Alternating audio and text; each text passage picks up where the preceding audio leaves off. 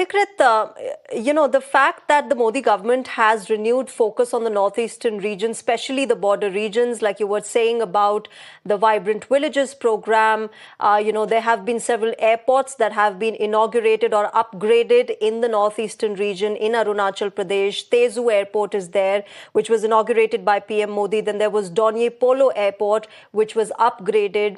And recently, in fact, about 2,300 crores have been also approved for Lada-Sarli section on the frontier highway in Arunachal Pradesh.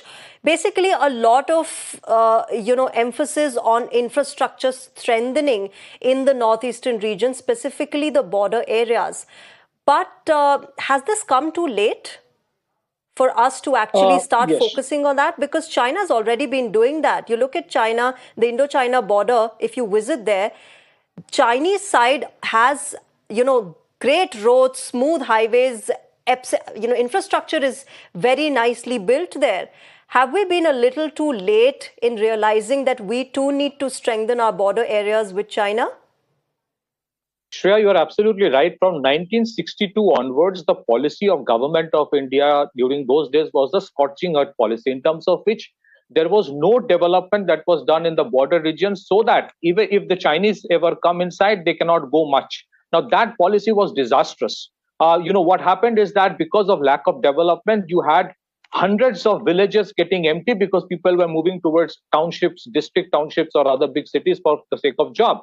Today, as part of Vibrant Village policy, you have massive developmental infrastructure coming up, first by the Border Roads Organization. Second, you are creating all kinds of infrastructure facilities so that people from those places need not go to the cities for the sake of job. And also, at the same time, you're creating major tourist attraction and destinations along the border regions, so that large number of people from the hinterland actually go to the border areas for tourism purpose. Because the advantage that China had in the past was that villages used to be empty, so it was not very difficult for them to come in. Even if they used to go back, they used to come in and show their dominance. That is completely gone today. Second, the infrastructure projects that Prime Minister Modi has executed in the last 1 decade, many of these projects, Shreya, either were pending, half constructed, or were only on paper for decades. Unfortunately, for the sake of appeasing China, the successive governments in the past was not willing to actually execute that.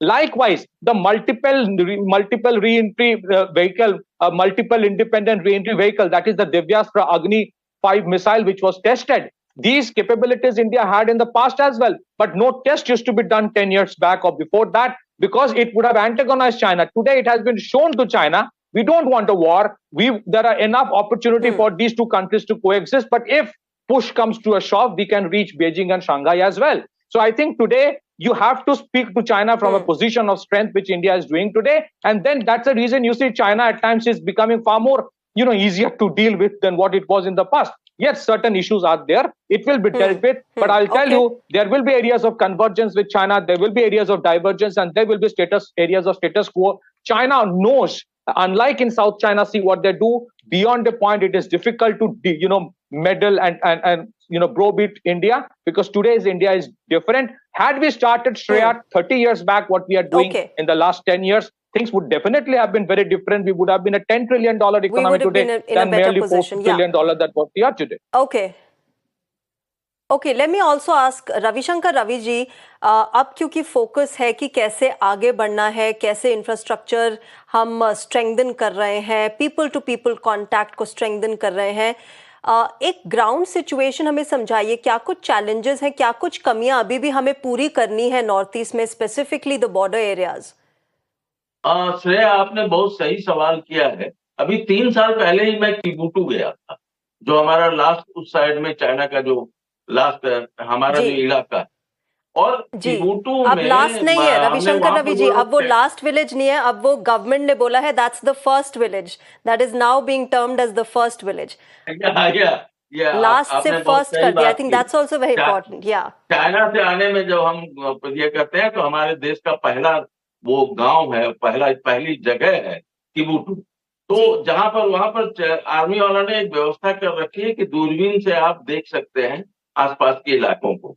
तो हमने देखा कि China की border पर बहुमंजिली इमारतें थी 4 लेन सड़क वहां पर उस पार में है सीमा के, और हम लोग किसी तरह से उस समय सड़क डबलिंग का काम शुरू हुआ है। अब किबुटू तक डबल लेन की सड़क का निर्माण चल रहा था काफी जोर शोर से, वो मैंने देखा। लेकिन जब डिजिटल इंडिया की बात आ रही थी तो काफी दूर तक हम लोग के पास कोई नेटवर्क नहीं था। अब जो वहां पर बॉर्डर रोड ऑर्गेनाइजेशन के जो मजदूर हैं उनको डिजिटल पेमेंट करना है, अब वहां नेटवर्क है ही नहीं, एटीएम वहां काम नहीं कर रहा। तो मुझे लोगों ने बताया कि सप्ताह में एक दिन एक ट्रक जाती है नीचे और 40-50 जो भी मजदूर हैं उनका एटीएम लेकर जाती है रोई, सॉरी तेजू, तेजू शहर में, वहां पर फिर वो लोग पैसा विड्रॉ कर लाकर उन लोगों को देते हैं।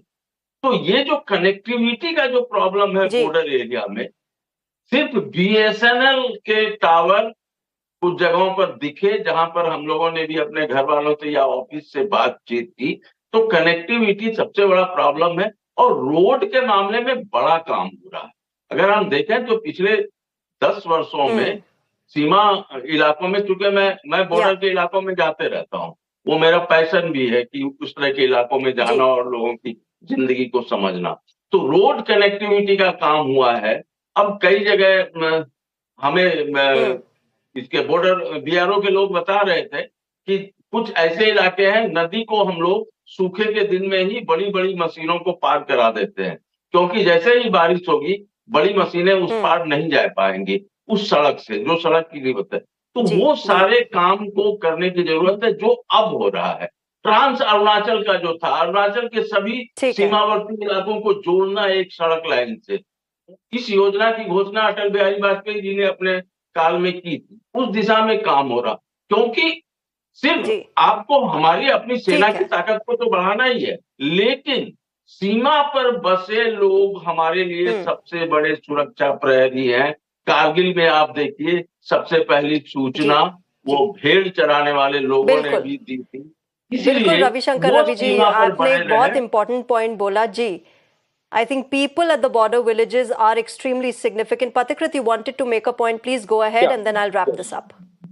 Shreya, 2 important points. Given the terrains that we have on our side, even to have any developmental work, we have to airlift a JCB machine. So we had a challenge of terrain. And secondly, for a long period of time, unfortunately, every time you go to do a construction work, the environmentalists used to put in litigation. So we faced a lot of problems. Today, many of those issues have been sorted out because you have to create a balance between development and ensuring that a green side of the nature is also maintained.